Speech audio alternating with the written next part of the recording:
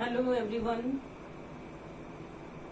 आज हमारा पढ़ाने का जो चैप्टर है वो है हिग्स के द्वारा उपभोक्ता की बचत का विश्लेषण। इससे पहले वाले लेक्चर में मैंने आपको बताया था कि मार्शल के द्वारा जो उपभोक्ता की बचत की व्याख्या की गई थी उसे सीमांत उपयोगिता विश्लेषण के द्वारा बताया गया था। तो मार्शल ने गणनावाचक दृष्टिकोण के द्वारा समझाने का प्रयास किया था।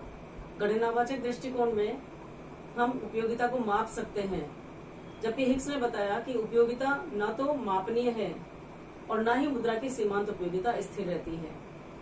जबकि मार्शल का यह मानना था, उन्होंने मान्यता ले ली थी जब उपभोक्ता की बचत के बारे में बताया था कि उपयोगिता को मुद्रा में मापा जा सकता है और किसी वस्तु की उपयोगिता सारणी दूसरी वस्तु की उपयोगिता सारणी से बिल्कुल भिन्न रहती है। मुद्रा की सीमांत उपयोगिता स्थिर रहती है। तो इस प्रकार से नियमों में मार्शल ने बांधते हुए उपभोक्ता की बचत के बारे में बताने का प्रयास किया था। आज हम हिग्स के द्वारा जो उपभोक्ता की बचत के बारे में हिग्स ने विश्लेषण किया है उसके बारे में जानने का प्रयास करेंगे। हिग्स ने अपने पुस्तक वैल्यू एंड कैपिटल में उपभोक्ता की बचत के बारे में क्रमवाचक दृष्टिकोण के द्वारा समझाने का प्रयास किया है।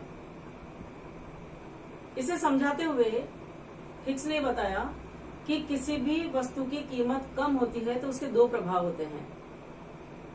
वस्तु की कीमत कम होने पर अब उपभोक्ता उस वस्तु को पहले की तुलना में अधिक खरीदेगा, क्योंकि अब सापेक्षिक कीमतें इसकी कम हो गई।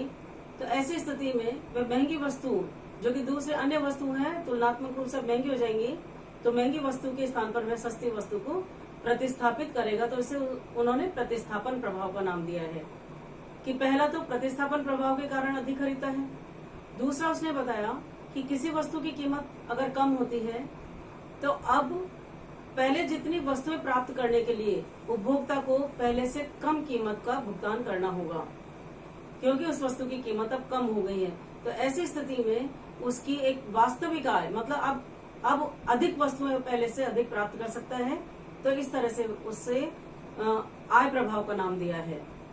तो हिग्स ने बताया कि वस्तु की कीमत कम होने का दो प्रभाव पड़ता है, एक तो प्रतिस्थापन प्रभाव के कारण और दूसरा आय प्रभाव के कारण उपभोक्ता पहले से अधिक मात्रा खरीद सकता है। तो उन्होंने मार्शल के जो उपभोक्ता की बचत का सिद्धांत बताया, मार्शल ने उसकी आलोचना की है कि न तो उपयोगिता को मापा जा सकता मुद्रा में और न ही मुद्रा की सीमांत उपयोगिता स्थिर रहती है। इसलिए उन्होंने तटस्थ वक्र विश्लेषण और कीमत रेखा के माध्यम से इसे बताने का प्रयास किया है। हिग्स के द्वारा भी ये बताया गया कि मान लीजिए ओ एक्स अक्ष पर एक्स कमोडिटी, एक्स वस्तु की मात्रा और ओ वाई अक्ष पर यदि इनकम उपभोक्ता की आय को मापा जाए, तो एक उपभोक्ता यदि इस तटस्थ वक्र के ए बिंदु पर वह एक्स की ओ एक्स मात्रा लेना चाहता है, अभी उसे वस्तु की कीमत की जानकारी नहीं है, उसकी आय की जानकारी है। उसकी आय मान लीजिए ओ एम इतनी आय है, इतनी आय में वह MM1 इतनी मुद्रा खर्च करके वह ओ एक्स मात्रा प्राप्त करने को तैयार है। जैसा कि बताया गया है कि एक उपभोक्ता किसी वस्तु से वंचित रहने की अपेक्षा उसके लिए जो कीमत देने को तैयार है, तो यहाँ पर ओ एक्स मात्रा प्राप्त करने के लिए एक कंज्यूमर M से M1 अपनी आय का इतना भाग देने को तैयार है। लेकिन चूंकि अभी उसे एक्स वस्तु की कीमत की जानकारी नहीं है, क्योंकि कीमत रेखा नहीं है यहाँ पर, और वह इतनी मात्रा प्राप्त करना चाहता है।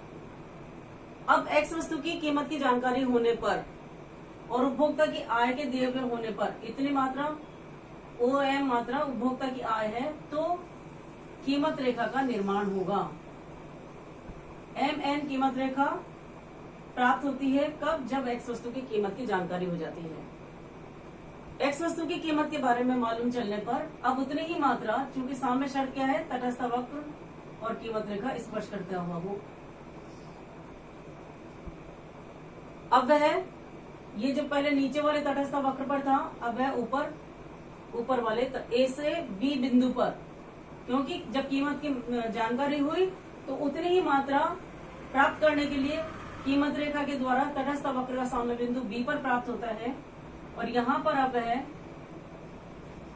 MM2 मुद्रा व्यय करके उतनी मात्रा वह प्राप्त कर सकता है।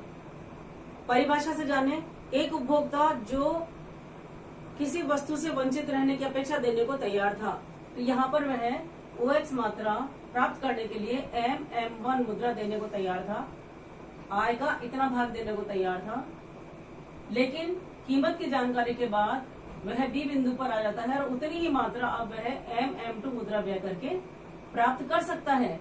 तो ऐसी स्थिति में ये जो एरिया है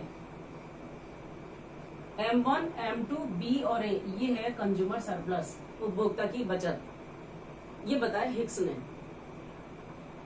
हिक्स ने क्या बताया कि जो कीमत देने को तैयार है, इतनी मात्रा देने को तैयार है अपनी आय के लिए, अपनी आय की इस वस्तु के लिए, लेकिन वास्तव में वह देता है M से M2, तो ये मात्रा इतना चुकाता है, तो ये एरिया जो है उपभोक्ता की बचत है। जो देता है तथा जो देना चाहता है, इन दोनों का अंतर उपभोक्ता की बचत है। ऐसा हिक्स के द्वारा तटस्थ वक्र और कीमत रेखा के द्वारा बताया गया। उन्होंने आगे ये भी बताया कि अगर किसी वस्तु की कीमत कम हो जाए, इस वस्तु की कीमत कम हो जाए, तो ऐसी स्थिति में नई कीमत रेखा का निर्माण होगा। कीमत कम होने पर फिर और ऊपर की ओर में बढ़ सकता है। कीमत कम हो गई तो यहाँ पर ये जो साम्य स्थिति ये प्राप्त होती है। तो कीमत कम होने पर भी एक उपभोक्ता उतनी ही मात्रा और भी जो मुद्रा की मात्रा कम व्यय करके वह प्राप्त कर सकता है। इसे कीमत प्रभाव का नाम दिया है।